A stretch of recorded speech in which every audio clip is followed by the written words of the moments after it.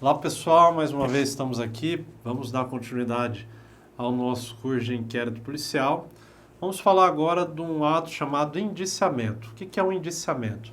O indiciamento é um ato privativo da autoridade policial, é um ato formal, onde a autoridade policial, após toda a condução do inquérito policial e lá na fase de conclusão, entende que existem indícios suficientes de autoria e existência de materialidade contra aquela pessoa que estava sendo investigada. Não precisa o delegado, ao concluir o inquérito, entender que existem provas cabais, provas contundentes ali em desfavor de determinado investigado. Basta que haja indício suficiente de autoria e prova da existência do crime. O fumus commissi delicti, a justa causa, que tantas vezes a gente já falou, é o suficiente para que o delegado indicie alguém. Indiciar alguém justamente é imputar a essa pessoa aí suspeitas da autoria de um determinado crime. Basicamente é isso o ato de indiciamento. Em regra, qualquer pessoa pode ser indiciada pela autoridade policial, com exceção de duas figuras aqui que eu passo a elencar para vocês. Membros da magistratura, então magistrados de uma maneira geral, e membros do Ministério Público, em decorrência de uma previsão expressa da Lei Orgânica da Magistratura e da Lei Orgânica do Ministério Público, respectivamente. Então, autoridades dessas duas estruturas aqui não podem ser indiciadas. A questão do indiciamento não pode ser indiciados pela autoridade policial.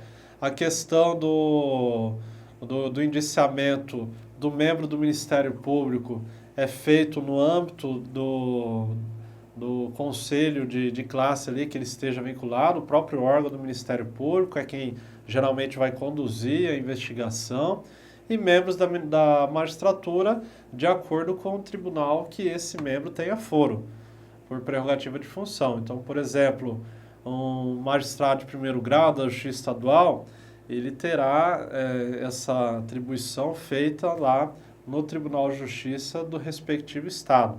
Se for um membro da magistratura federal de primeiro grau, vai ser lá no Tribunal Regional Federal e assim sucessivamente. Então, de acordo com a competência do tribunal para processá-lo, é que ele vai ser indiciado ali por ato dessa respectiva classe. Ok, pessoal? Então, basicamente é isso o indiciamento, e essas duas figuras aí não podem ser indiciadas pela autoridade policial. Regra geral, até podem ser investigadas pela autoridade policial, mas o ato de indiciamento não parte da autoridade policial. Existe uma questão no âmbito do STF, uma jurisprudência recente, que basicamente surgiu ali após as primeiras operações da Lava Jato, que era a questão da necessidade ou desnecessidade de autorização do Supremo Tribunal Federal para a polícia instaurar um inquérito policial em desfavor de alguém que tenha foro por prerrogativa de função. Antes da Lava Jato, para a polícia investigar alguém que tivesse foro por prerrogativa de função no Supremo Tribunal Federal, não era preciso autorização do STF na figura de algum dos seus ministros. Então imaginemos aí deputado federal, senador, procurador-geral da República, advogado-geral da União, o próprio presidente da República, os ministros do STF, que são basicamente quem tem foro por prerrogativa de função no STF, antes da Operação Lava Jato, antes desse julgamento onde o STF firmou jurisprudência, eles poderiam ser investigados e eram independentemente de autorização do STF. Era possível que a própria Polícia Federal ali instaurasse um inquérito policial para apurar supostas práticas criminosas. Agora, recentemente o STF passou a entender que a polícia até pode conduzir uma investigação através da abertura de um inquérito, mas dependerá necessariamente de autorização do STF na figura de um dos seus ministros ali para autorizar a abertura de um inquérito policial. Somente autoridades que tenham foro por prerrogativa de função é que observam essa previsão jurisprudencial, ou seja, essa necessidade de autorização para a abertura do inquérito. fora do STF, nenhum outro tribunal, a lei que vá dar competência para alguma autoridade, precise dar essa autorização para a abertura de um inquérito policial.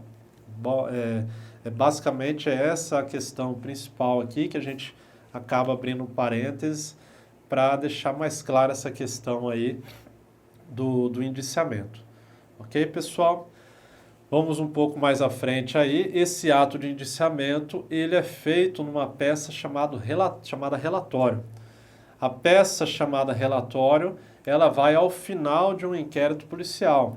Nesse relatório, o delegado de polícia, ele vai circunscrever ali um resumo de tudo aquilo que foi produzido no inquérito policial.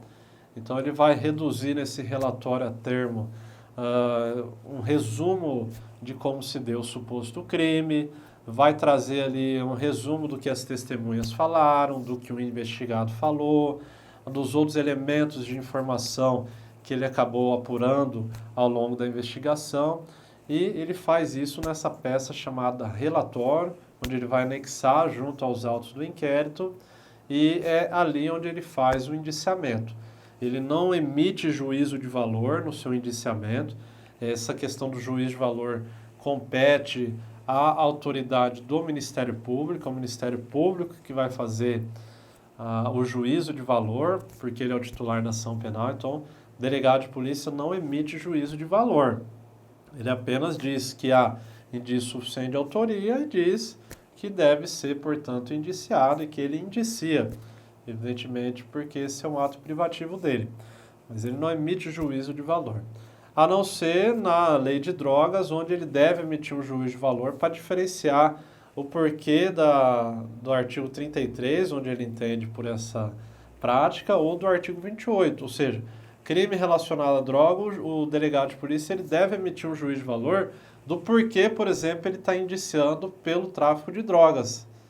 Do porquê que não é considerado porte de drogas para uso próprio aquela prática do investigado ali que ele está indiciando. Essa é a única exceção, então, onde o delegado de polícia acaba emitindo um juízo de valor. Ok? A questão do indiciamento não é obrigatório para a autoridade policial, ele não precisa necessariamente indiciar. Na verdade, ele só pode indiciar se houver indício suficiente de autoria e prova da existência do crime, a justa causa. Se não estiver presente ao menos indício suficiente de autoria, o inquérito policial deverá ser arquivado. Lembrando que a gente já comentou que não pode o delegado determinar o arquivamento, ele pode representar para a autoridade judiciária, para o juiz, determinar o arquivamento. Evidentemente que o pacote anticrime mudou essa questão do juiz determinar o arquivamento, mas já comentamos em vídeo anterior que até esse momento que eu falo a vocês, isso ainda não está valendo a nova regra do pacote anticrime, de ser o ato de arquivamento determinado diretamente pelo Ministério Público. Okay? Então, continua sendo o juiz quem vai determinar esse arquivamento aí. Então, perceba que o arquivamento é um ato que pode se impor, mas, evidentemente, é o juiz que deverá impor o arquivamento. E aí a gente tem algumas hipóteses em que a gente verifica a possibilidade de haver um arquivamento de um inquérito policial. O inquérito policial ele pode ser arquivado se não estiver presente a justa causa, já falamos aqui. O inquérito policial pode estar presente, pode ser arquivado se estiver presente alguma causa excludente de tipicidade ou alguma causa de atipicidade da conduta, é a mesma coisa. Então, por exemplo, a gente tem hipóteses de excludentes de tipicidade. Percebo que aqui não é o objeto da aula aprofundar nessas hipóteses, a gente está falando de inquérito policial. Mas são hipóteses de atipicidade da conduta ou excludente de tipicidade. O sonambulismo, a hipnose, atos ou movimentos reflexos, coação física irresistível e também o princípio da insignificância é considerado também. Então, só para a gente pegar um exemplo aqui, imaginem o agente estava sendo investigado e o delegado apura na condução do inquérito que o crime de furto que estava sendo imputado a alguém foi praticado na condução do furto famélico, ou seja, o agente acabou furtando ali um pacote de macarrão no supermercado para comer. Isso daí a jurisprudência dos tribunais superiores já reconhece que pode se aplicar sim o princípio da insignificância. Então, é uma hipótese aí de excludente tipicidade, é uma hipótese que o inquérito poderá ser arquivado, entendendo o delegado dessa maneira, e aí ele representa para o juiz, em virtude de estar presente uma causa de atipicidade da conduta. É causa de arquivamento também as causas do artigo 107 do Código Penal de extinção de punibilidade. Então, prescrição, decadência, perempção, morte do agente, todas as hipóteses aí podem ensejar o arquivamento do inquérito policial. As causas excludentes de culpabilidade, salvo a inimputabilidade, também autorizam o arquivamento do inquérito. Então, por exemplo, inexigibilidade de conduta diversa, a obediência hierárquica, coação moral irresistível, essas hipóteses autorizam também o arquivamento do inquérito policial. E, por fim, as excludentes de ilicitude, a legítima defesa, o estado de necessidade, o estrito cumprimento do dever legal, o exercício regular do direito, todas essas hipóteses autorizam o arquivamento do inquérito policial, ok? Então, saibam que é possível arquivar o inquérito diante dessas hipóteses aí. A gente já viu quem determina esse inquérito aí também. Um outro ponto importante aqui do nosso material também é a possibilidade de desarquivamento desse inquérito policial. E aí eu pergunto a vocês, é possível o inquérito policial ser desarquivado? Aí vai depender do motivo que ensejou o seu arquivamento. Vamos falar de cada um dos motivos aqui, vamos pela ordem. Em relação à falta de justa causa, vamos imaginar que foi a falta de justa causa que deu ensejo ao arquivamento do inquérito. Esse inquérito ele pode ser reaberto diante dessa situação? A resposta da jurisprudência da doutrina é sim. O arquivamento do inquérito que se deu por falta de justa causa pode haver o desarquivamento se surgir provas novas. Evidentemente que, tecnicamente, o termo mais correto aqui não seria utilizar provas novas, mas é assim que gosta de chamar a jurisprudência, a doutrina. Mas, se surgir indícios novos ali, pode autorizar o desarquivamento do inquérito. Vamos imaginar que o delegado arquivou, pediu para o juiz determinar o arquivamento e o inquérito policial foi arquivado. E o motivo é porque não tinha nada contra aquele investigado, não tinha um indício que fosse. Ok, foi arquivado. 2 meses depois aparece uma testemunha que não havia aparecido antes. 2 meses depois o investigado acaba confessando ali a suposta prática do crime. Agora a gente tem, o delegado de polícia tem elementos novos para ele poder indiciar. Então ele pode determinar ali a reabertura do inquérito policial e esse inquérito policial vai ser reaberto para investigar essas novas informações e possivelmente haver um indiciamento. Agora, a segunda hipótese que eu falava, uma causa excludente de tipicidade foi o motivo para o arquivamento. Aqui não pode haver o desarquivamento se o motivo se deu com base nisso. Vamos imaginar na terceira hipótese, a causa de extinção de punibilidade foi o motivo para o arquivamento. Prescrição, decadência, morte do agente, graça, anistia, indulto, extinção de punibilidade também não autoriza o desarquivamento do inquérito policial, salvo uma única exceção, que é a morte do agente comprovada por meio de uma certidão de óbito falsa. Então vamos imaginar que foi apresentado lá atrás, ainda na condução do inquérito, uma certidão de óbito. E aí o delegado, diante dessa situação, percebe que é uma causa extintiva de punibilidade, pede o arquivamento do inquérito. Tempos depois descobre-se que aquela certidão de óbito é uma certidão de óbito falsa, a pessoa está viva. O que vai acontecer? Ele não pode desarquivar o inquérito? Pode. Então, diante de uma certidão de óbito falsa, a jurisprudência autoriza que haja o desarquivamento desse inquérito policial. E aí a gente tem as causas excludentes de culpabilidade, eu já falei, que não autorizam também o desarquivamento. E, por fim, as excludentes de ilicitude, que podem autorizar ou podem não autorizar o desarquivamento do inquérito. vai depender de qual jurisprudência você esteja adotando.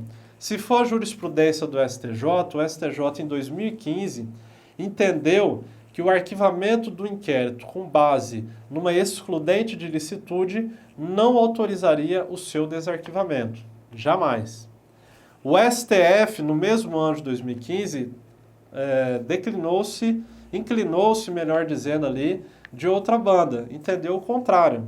Entendeu o STF que o arquivamento do inquérito com base numa excludente de licitude poderia sim ser desarquivado esse inquérito diante ali da verificação de uma reanálise desse inquérito.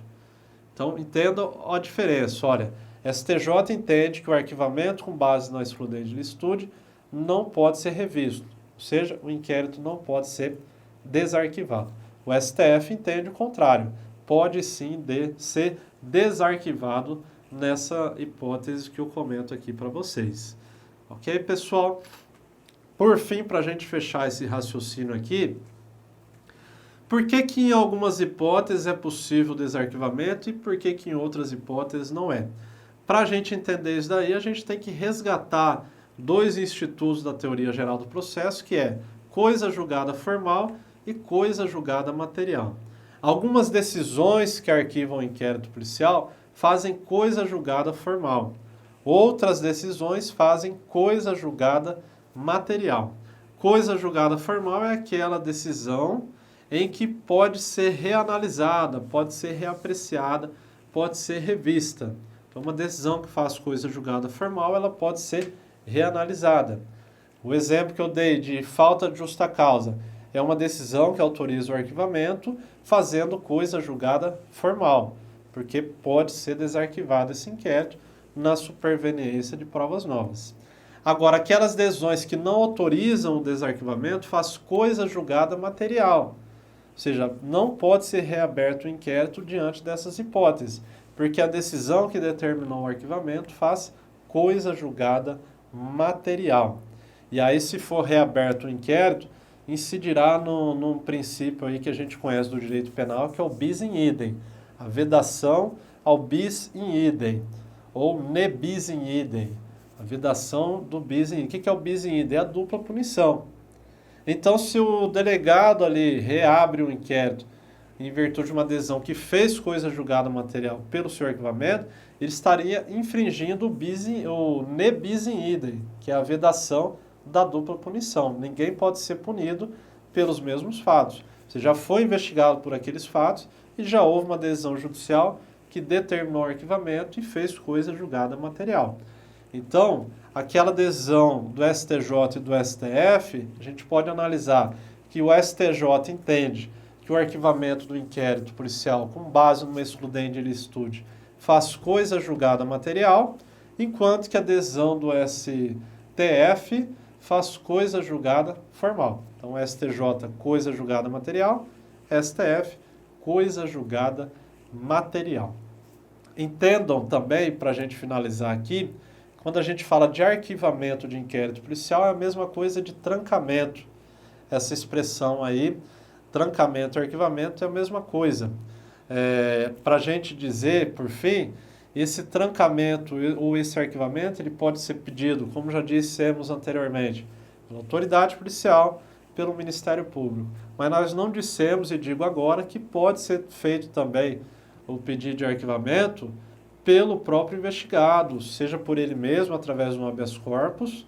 Lembrando que habeas corpus independe de capacidade postulatória, não precisa de advogado para assinar um habeas corpus, então o próprio investigado pode, ou ele achando melhor contratar um defensor técnico ali para fazer esse pedido de trancamento por meio de um habeas corpus. E para autorizar as hipóteses de trancamento do inquérito policial, a gente tem a excludente de tipicidade, a extinção de punibilidade, falta de justa causa também é um motivo que autorizaria o arquivamento de um inquérito policial.